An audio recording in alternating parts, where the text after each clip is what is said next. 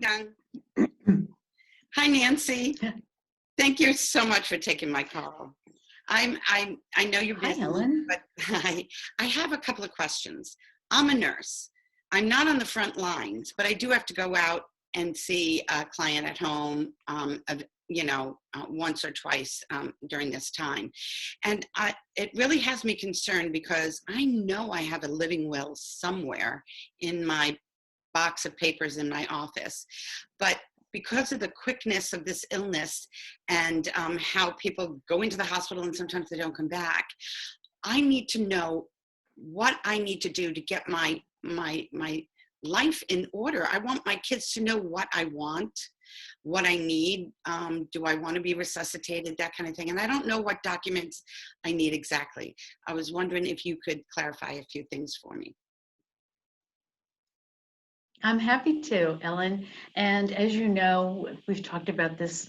A living will is neither living nor a will. And I think it's called that because lawyers wrote it. So it is the document that talks about how you would want to pass if it were to come to that. If you perhaps were in a persistent vegetative state, if you had an end stage condition, if you were in a permanent coma, say. So there are many decisions that you need to make now so that you're not putting your loved ones in that position where they might be arguing amongst each other at a time when doctors need to know what your decisions are, not standing in the hallway waiting for your family members to have an argument about it, or worse, to go into conflict and have to take this before a judge. This is not something that you want to wait to the last minute. So there are three important documents that I want everyone to be aware of, to have on board, and to be sure to put them somewhere very special. I'll tell you about that in a minute. Wait a minute, I'm going to get a pen. So the first, Go ahead. okay, so the first three documents, now this is not comprehensive estate planning, so you understand. This is simply crisis planning for getting us through COVID. Comprehensive estate planning involves taking everything into consideration: your finances, your family dynamic, your long-term goals and wishes. What we're trying to do right now is get everyone set up so that they have the three most important documents in case they should need to go to the hospital. Those three documents are the healthcare surrogate, the living will, and the HIPAA. Would you like me to explain those? Briefly, if you do, because and then tell me how I can get this done as quickly as possible. Okay, so the healthcare surrogate document talks about who you would want to make medical decisions for you. I always recommend to my clients that they choose one person at a time. I know a lot of people say, well, if I have to make a decision, my children are very close, I know they will agree. I never recommend that, because should they disagree about a healthcare decision, you are now in court, in conflict, and you are causing the problem you were trying to avoid. So this document is really important to have on board. However, I want you to know that in Florida, as long as you can speak or you're competent to make a decision, or you can make your wishes known, be that by blinking your eyes or raising your finger, you are in charge of your health care. You could get to death's door and change your mind and decide that you want all heroic measures taken. You want the experimental procedures. And please remember, no matter what you sign to get this question over and over, you're still in charge. I know that people don't want to lose control of their decision making. And they need to understand that this is not going to do that. This is a suspender and belt situation. It's a safety net. It's a last resort document, but it's important to have. And what do you recommend on choosing the healthcare surrogate? I know this is a sidebar from the thing, but I have two children. And I talk it out with them first, and I have them decide based on my wishes, who do they want to do the healthcare surrogacy, and then I can use the financial end, the other child. Is that something that you recommend to do? Usually for a healthcare surrogate, you want someone who can get to your bedside, someone who'll come to your bedside. So if one of your children lives out of town in another state, you might want to consider having them be your power of attorney. Now, power of attorney is a different Okay. function. That's financial. It Okay. talks about your finances and your everyday purchases. That is what a durable power of attorney does. And that is someone who doesn't really have to be with you 24/7. But a healthcare surrogate is someone that you would want that could either get to your bedside or would come to your bedside quickly. So if my children live out of state, a healthcare surrogate might be someone that is here, that's close to me, or Exactly. okay, all right, And for a little twist on that, we could even do temporary surrogacy until one of your children can get to you. okay, okay, that's good. So you can actually appoint someone as an interim surrogate. Okay, all right, thank you. Now, about Okay. what else? Okay, so that document walks hand in hand with a living will. A living will, because lawyers wrote it probably, is neither living nor a will. It talks about how you would want to pass in the event that you got to an end stage condition or that. A living will empowers your healthcare surrogate to make a decision. However, it is not carte blanche. Now, I know if my 25-year-old son came along and said, oh gosh, mom's got a hangnail, let's pull the plug. He wants to buy a Ferrari. Well, he can't do that. He has to confer with my 2 attending physicians, and they have to agree that there's no possibility that I'm going to recover, no quality of life. And then I just really want to pass with palliative care. And that is what the document says. Okay, Again, keeping in mind that you are the ultimate decision maker and you can always change your mind. The third document that is most important right now is called the HIPAA. And we've all signed them a million times. You go into doctor's office, you sign who you want to have your medical information. This is not a decision-making authority. This is simply for information. And this, Ellen, is where you could put all of your children or your next door neighbor or someone who you wouldn't mind having your health information, excellent. okay, your condition in the hospital, say. And so I believe really, and this is strictly my opinion, I believe that doctors don't want to be sued.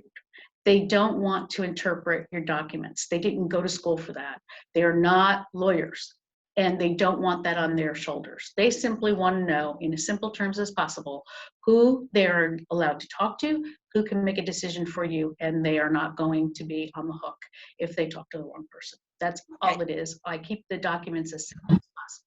So if I get Now, the 3 documents, and I say I see an attorney and I get just these 3 documents for crisis planning in the time of COVID, where do I keep them for easy access? I mean, I have a box. I have a little office and I have my major paperwork. Where do you recommend that this is kept? Okay, you're going to laugh at me, but it's true. I've had so many elderly, I'm working my way through my condominium building because I'm worried about the older people in my building. And they say, don't worry, dear, they're in the vault. Don't worry, dear, my daughter has them in Boston. And that is the wrong place to put them. What I want you to do is I want you to put them in a baggie and then put them in a brown paper bag and put them in your refrigerator. Okay, it's weird. Freezer? I get it. But how do they know to look in the refrigerator? You know what? How would people know to look in the I'm so refrigerator? glad you asked. I'm so glad you asked that. I've talked to clients, I've talked to first responders, and they are all telling me EMTs are trained to look in your refrigerator. And I don't know why. I don't know whether it's because we're in Florida and it's the last place to get compromised in the event of a hurricane, or whether because the older folks might have their do not resuscitate document on the refrigerator, so the EMTs figure they must be close by. But believe it or not, that's where they're trained to look for your documents. And so put them there. We don't have to know why, right? We just have to follow orders. A funny story. We grew up, my mother used to save money. And as we got older, we all knew where she kept her stash of cash, in a empty lima bean box in the freezer. And because she knew none of us would ever touch the lima beans. So, that gives new meaning to cold hard cash, doesn't it? it does. Okay, so, all right, so I get that. Where do I get those documents? And how can I get them in a rapid way?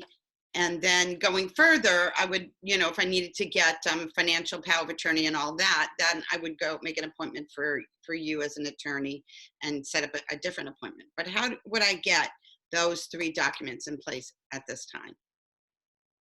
Well, obviously, the easiest thing is to see a lawyer because they're all on board here.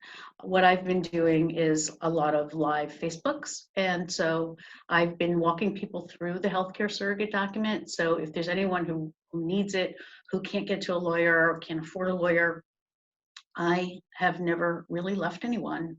Not really. I've never left anyone without documents that they've needed. And I feel so strongly about it now. And it's such a crisis and it's so important that I will not let anyone go without documents they need. And frankly, I have people who are paying me little bits of money every month because they needed the planning done.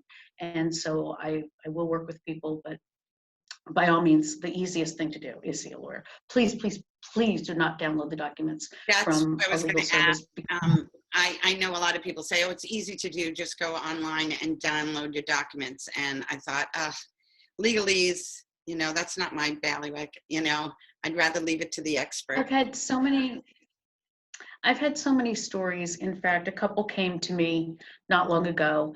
The wife was diagnosed with the disease that leads to dementia. And the husband had downloaded some documents, took them to the bank, and was surprised when they didn't work for him. I was able to help them pretty quickly, but I got a call about 2 weeks later, the wife had fallen, and that fall plunged her right into dementia. Had they waited, we would have been in a much different situation. We would have been in guardianship, and it's complicated, it's time consuming, it's expensive. And when you're going through an emotional time, it's the last thing you want to add to your plate. And then what happened was that a little while later she had died. So had the scenario played out in a different way, I would have been opening a guardianship action, which requires accounting and judges and 2 sets of attorneys, believe it or not, and 3 doctors at the very least. And then she would have passed and I would have had to do all the accounting to close the guardianship and then open probate. It's not necessary. The planning is so much easier. How does one get in touch with you if they want to reach you, Nancy, because I know that's what I'm going to do. I'm going to set an appointment after this. How do I get in touch with you, or how can I tell my friends the best way to reach you? Well, I know you already have your homework, and we're going to work on that.